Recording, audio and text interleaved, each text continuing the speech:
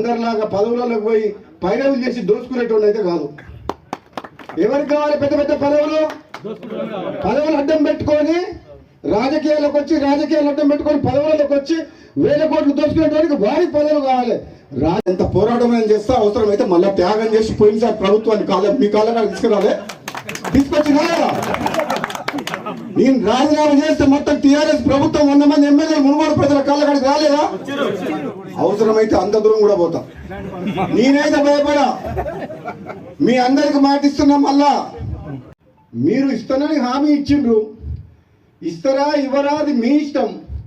అవకాశం వస్తే ఎప్పుడన్నా నేను కూడా సీనియర్ని కాబట్టి తెలంగాణ ఉద్యమంలో ఉన్నా కాబట్టి నాకంటే జూనియర్లకు నిన్న మంది వచ్చిన ఇతర పార్టీ వాళ్ళందరికి ఇచ్చారు కాబట్టి మీరు ఇచ్చిన మాట నిలబెట్టుకుంటే మీరు ఎంపీ గెలిపియమంటే గెలిపించినాం. పార్టీలకు రమ్మంటే మేము నమ్ముకొని వచ్చినాం. ఇస్తారా ఇయ్యరా అది మీ ఇష్టం. కానీ నేను మాత్రం పదవుల కోసం ఎవరింటికి పోయి కాలు మొక్కి మనసు చంపుకొని దిగజారడం మాత్రం జరగదు. నేను బతుకున్నాగా